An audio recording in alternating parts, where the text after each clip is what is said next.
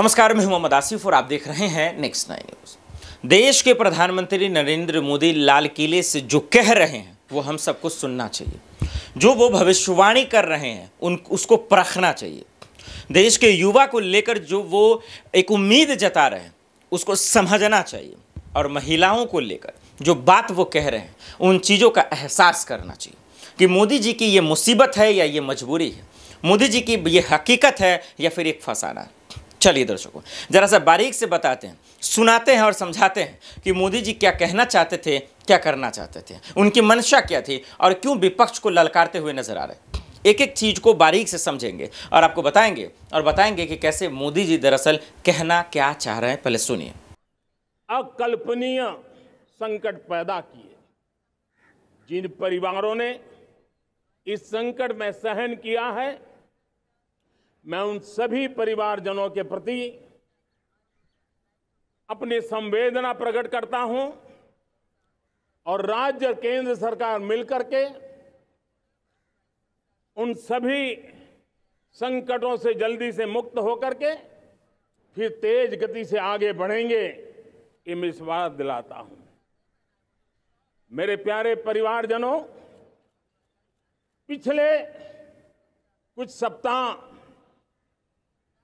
North east में, विशेषकर मणिपुर में और हिंदुस्तान के भी अन्य कुछ भागों में, लेकिन विशेषकर मणिपुर में जो हिंसा का दौर चला, कई लोगों को अपना जीवन खोना पड़ा, मां बेटियों के सम्मान के साथ खिलवाड़ हुआ। लेकिन कुछ दिनों से लगातार शांति की खबरें आ रही हैं। देश मणिपुर के लोगों के साथ है। देश मणिपुर के लोगों को पिछले कुछ दिनों से जो शांति बनाए रखी है, उस शांति के पर्व को आगे बढ़ाएं और शांति से ही समाधान का रास्ता निकलेगा। और राज्य और केंद्र सरकार मिलकर के उन समस्याओं के समाधान के लिए भरपूर प्रयास कर रही है, करती रहेगी। मेरे प्यारे परिवारजनों, जब हम इतिहास की तरफ नजर करते हैं तो इतिहास में कुछ पल ऐसे आते हैं जो अपनी अमिट छाप छोड़ करके जाते हैं और उसका प्रभाव सदियों तक रहता है। और कभी कभी शुरुआत में वो बहुत छोटा लगता है, छोटी सी घटना लगती है, लेकिन वो अनेक समस्याओं की जड़ बन जाती है। हमें याद है 1000-1200 साल पहले इस देश पर आक्रमण हुआ।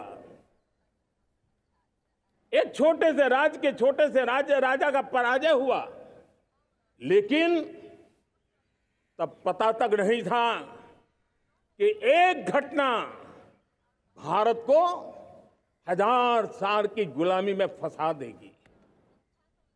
और हम गुलामी में जकड़ते गए,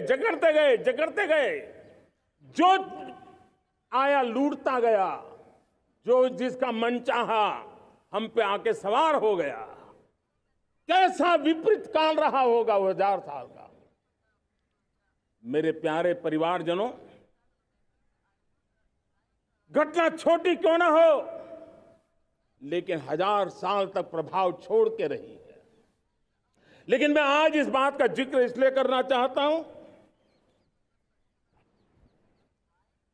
कि भारत के वीरों ने इस कालखंड में कोई भूभाग ऐसा नहीं था, कोई समय ऐसा नहीं था जब उन्होंने देश की आजादी के लौ को जलता न रखा हो, बलिदान की परंपरा न बनाई हो।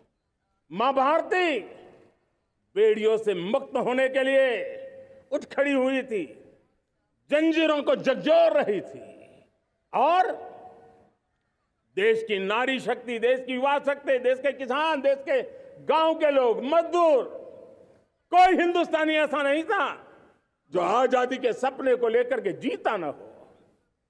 आजादी को पाने के लिए मर मिटने के लिए तैयार होने वालों की एक बड़ी फौज तैयार हो गई थी। जेलों में जवानी खपाने वाले अनेक महापुरुष हमारे देश की आजादी को, इन गुलामी की बेड़ियों को तोड़ने के लिए लगे हुए थे। मेरे प्यारे परिवारजनों, जन चेतना का वो व्यापक रूप, त्याग और तपस्या का वो व्यापक रूप, जन जन के अंदर एक नए विश्वास जगाने वाला वो पल आखिरकार 1947 में देश आजाद हुआ। 1000 साल की गुलामी में संजोए हुए सपने देशवासी पूरे करते हुए देखे। साथियों, मैं 1000 साल पहले की बात इसलिए कह रहा हूं, मैं देख रहा हूं फिर एक बार देश के सामने एक मौका आया है। इस ऐसे कालखंड में हम जी रहे हैं, ऐसे कालखंड में हमने प्रवेश किया है और यह हमारा सौभाग्य है कि भारत के ऐसे अमृत काल में, यह अमृत काल का पहला वर्ष है। या तो हम जवानी में जी रहे हैं या हम मां भारती की गोद में जन्म ले चुके हैं। और ये कालखंड, मेरे शब्द लिख करके रखिए मेरे प्यारे परिवारजनों, इस कालखंड में जो हम करेंगे, जो कदम उठाएंगे, जितना त्याग करेंगे, तपस्या करेंगे, सर्वजन हिताय सर्वजन सुखाय, एक के बाद एक फैसले लेंगे, आने वाले 1000 साल का देश का स्वर्णिम इतिहास उससे अंकुरित होने वाला है। इस कालखंड में होने वाली घटनाएं आगामी 1000 साल के लिए इसका प्रभाव पैदा करने वाली है। गुलामी की मानसिकता से बाहर निकला हुआ देश पंच प्राण को समर्पित होकर के एक नए आत्मविश्वास के साथ आज आगे बढ़ रहा है। नए संकल्पों को सिद्ध करने के लिए वो जी जान से जुड़ रहा है। मेरी भारत माता, जो कभी ऊर्जा का सामर्थ्य था लेकिन राख के ढेर में दबी पड़ी थी, वो भारत मां 140 करोड़ देशवासियों के पुरुषार्थ है। उनकी चेतना से, उनकी ऊर्जा से फिर एक बार जागृत हो चुकी है। मां भारती जागृत हो चुकी है और मैं साफ देख रहा हूं दोस्तों, यही कालखंड है। पिछले 9-10 साल हमने अनुभव किया है, विश्व भर में भारत की चेतना के प्रति, भारत के सामर्थ्य प्रति एक नया आकर्षण, नया विश्वास, नई आशा पैदा हुई है। और ये प्रकाश पुंज जो भारत से उठा है, वो विश्व को उसमें अपने लिए ज्योति नजर आ रही है। विश्व को एक नया विश्वास पैदा हो रहा है। हमारा सौभाग्य है, कुछ ऐसी चीजें हमारे पास हैं जो हमारे पूर्वजों ने हमें विरासत में दी है और वर्तमान कालखंड ने गढ़ी है। सुना आपने साफ शब्दों में, मणिपुर का जिक्र कर रहे हैं। यही मोदी जी इस संसद में अपने 1-1.5 घंटे के भाषण के बाद मणिपुर का जिक्र करते हैं। लेकिन जब उनकी किरकिरी हुई, जब उनका मजाक उड़ने लगा कि मणिपुर एक ऐसा मामला जिस पर लोग सोच रहे हैं, इतना गंभीर मामला है, किसी की लाशें बह रही हैं, किसी की जान जा रही है, और उस पर मोदी जी ठहाके लगा रहे हैं, उस पर मोदी जी हंस रहे हैं। लेकिन अच्छी बात है कि आज शुरुआत में ही उन्होंने मणिपुर का जिक्र किया। उसके बाद कांग्रेस पे जबरदस्त तरीके से हमला बोला और तमाम चीज़ें करते नजर आए। ठीक है, वो सियासत अपनी जगह है, लेकिन मणिपुर के लिए शांति की अपील ये अच्छी बात है, क्योंकि एक देश का हिस्सा जब जल रहा है, एक राज्य जल रहा है और उसमें कोई जश्न मनाए, कोई मंत्री, कोई नेता, कोई सांसद, ये इससे बड़ा बेशर्म की तस्वीरें क्या हो सकती हैं।